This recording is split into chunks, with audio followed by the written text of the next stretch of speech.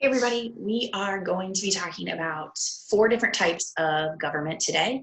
These are not all of the different types of government, but they are the 4 that we are going to focus on the most while we're talking about ancient Greece, because they are the 4 types of government that governed ancient Greece during the time period that we've been studying.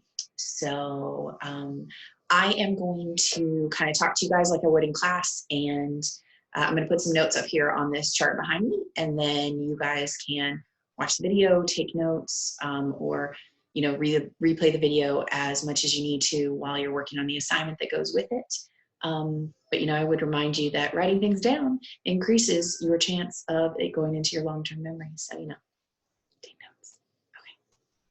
All right. So there are 4 types of government that mattered to ancient Greeks, and we're going to talk about them today. At first, ancient Greece was ruled by monarchies. Who can tell us what a monarchy is? You're not here, so you can't tell me, but I know you know, right? So a monarchy is when one person is in charge. In ancient times, that was usually a king, but sometimes was a queen as well, right? So in a monarchy, one person is in charge. And in a monarchy, when the king or queen dies, how do we know who becomes the next person? That's because it is hereditary. So when a king or a queen dies in a monarchy, traditionally it is passed down to their oldest child. In ancient times, it would have most likely been the next male relative. Up until very recently, it's been the closest male relative, although some countries have now changed that to the next female relative. So for a monarchy, we've got one person in charge. Let's see if I can get that a little bit clearer. Power is passed down hereditarily, meaning to their child.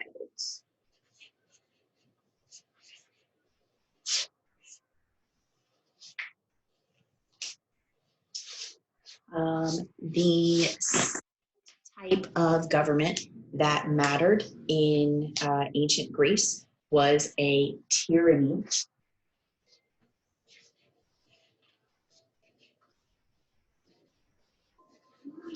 Now, tyranny is pronounced tear, like when you cry. Tyranny. But when you're talking about the person, it's called a tyrant, like you tie your shoe. So tyranny is led by a tyrant. So just like a monarchy, a tyranny is when, again, one person is in charge, but they have taken power, or they've taken over in some way that is either illegal or by force. They've not been chosen to be the leader. They've just, in some way, they've got enough money, they've got enough military power. A lot of times this happened when like a military general would win and then take over. So they're going to take over by force. So they have taken power by force, or sometimes, depending on the civilization, they've taken over illegally. Now, one thing to notice about tyrants is that does not mean that they're always bad. Some of the tyrants in ancient Greece did good things, but today it has a connotation that is negative, because normally people who take power by force tend to do bad things with it because they're power hungry. But there were some Greek tyrants that did good things. It's just that the way they took over was not by being chosen. So it doesn't always have a negative connotation, even though nowadays it more often has a negative one than a positive one. Not always bad. but they are a lot. They are often.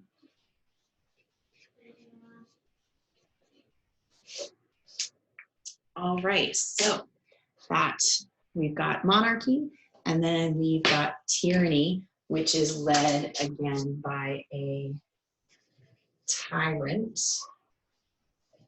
and that is pronounced tie, like you tie your shoe. And then after that is when things get even funnier sounding, because after the tyrants were in charge, soon the government shifted to something called an oligarchy.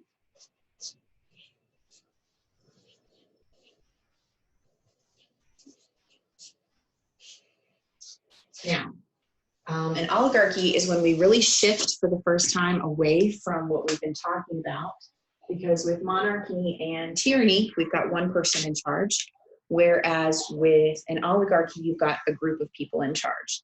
So with an oligarchy, you've got a group of people in charge. And I remember oligarchy as a group because if you think of the O that it starts with, that's kind of like, you know, a group of people kind of circling up together to be in charge. Now, the reason oligarchies are usually able to be in charge is that they naturally have some kind of power that other people don't. So they are either a group of rich people who are making the decisions or a group of like military leaders that kind of band together to usually kick out the tyrant and kick out the king and take over themselves, right? So with an oligarchy, they are usually powerful in some way. Often that means money, or they are military leaders.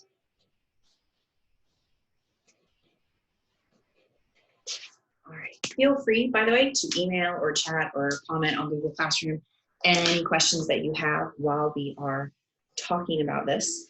The next one we're going to talk about is monarchy, which you guys are hopefully more familiar with, not monarchy, democracy, that you're hopefully more familiar with as, you know, my students in America, we've talked about this before. Democracy, one of the reasons that we care about ancient Greece, one of our huge pieces of cultural diffusion, is that they were the first people to invent the concept of democracy and have any form of democratic government. There are two types that we're going to talk about very briefly today, and then we'll get into them in more detail later down the road when we get to ancient Rome. So I've used up all my paper. Give me a second to figure out. I guess I'm going to take this off. Right.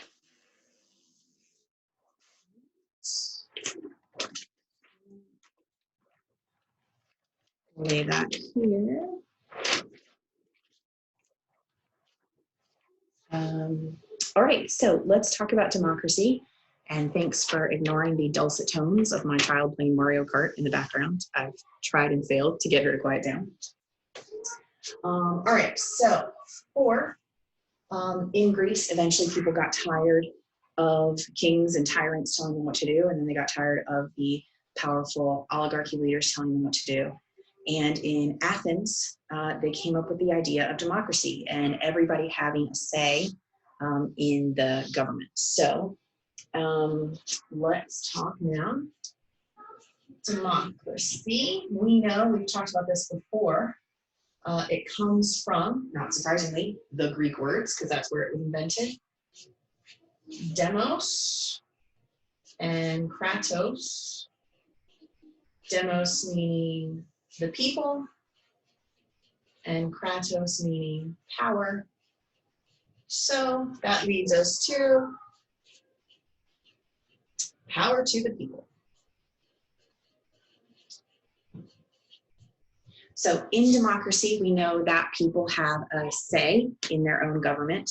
And there are basically two types. And the first one, which is the first one invented in Athens, is what we call direct democracy.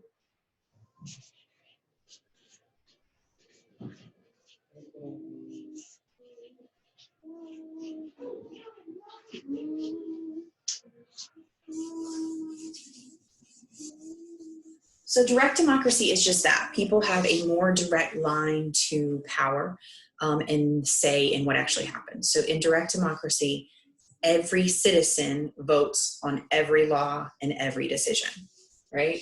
So in direct democracy, every, and this is our key word here, citizen,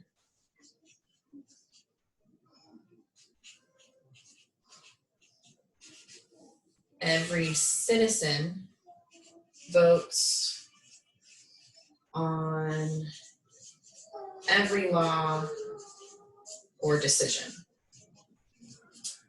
Sounds great, except that people's view of who actually got to claim being a citizen in ancient Greece is not the same as what we consider it in America. So in Athens, in order to be considered a citizen, you had to be 18 years or older, no difference there. You had to be male, no women allowed. And you also had to be born in Athens, and you had to be a landowner. So we're cutting out a significantly huge portion of the population. So you're taking out half the population with inequality with gender. So you're taking out all of the women. You're taking out people under 18, which, no offense, I think is a good idea. And then you are also taking out the lower classes because you have to be a landowner. And you're also taking out anybody that has moved from another city-state into Athens. They had to be an Athenian-born citizen that met all the other requirements if they were going to participate in the government there. So citizenship, let's talk about that here, meant in Athens, male, landowner,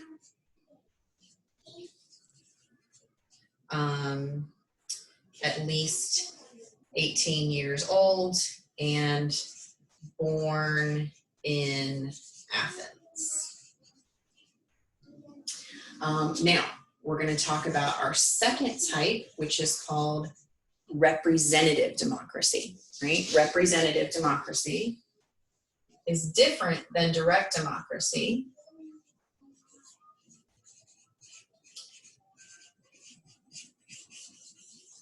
And representative democracy really came about when populations started to increase and get larger, because logistically, practically, it became too difficult to get all the citizens to meet at the same time to debate things and vote on things. So the idea of representative democracy, which is what we have in the US, was invented.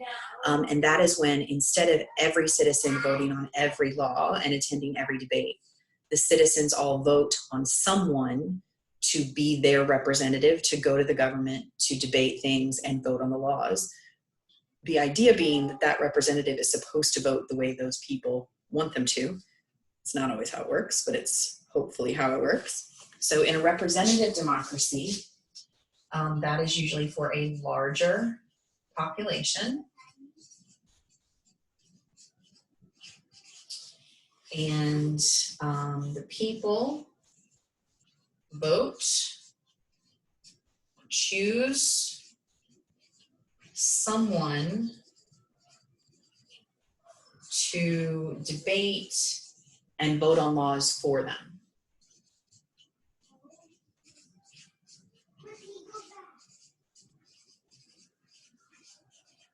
Like we said, we would like to think those representatives would vote the way that their people, or what we call constituents, want them to vote. But sometimes, you know, people get power and money hungry and make decisions that are different than what they should be doing. So that is our 4 types of government in a nutshell. You've got democracy, where people are in charge of their own government. You've got direct, where everybody votes on everything, and representative, where people vote on another person to vote for them. And then we also have, going back in time, oligarchy, where you have a group of people in charge. So we've got that O to remember that kind of group idea. And they are usually powerful in some way. They're a group of rich people or military leaders that get together to kick out the tyrant or the king. So with both tyranny and monarchy, we have one person in charge. The monarchy passes hereditarily, so to their children. And a tyrant is usually replaced by someone other powerful, whether they died of natural causes or they were killed so someone else could take over. And a tyrant usually takes power by force or without being chosen. They're not always bad, but modern times that has a much more negative connotation than positive.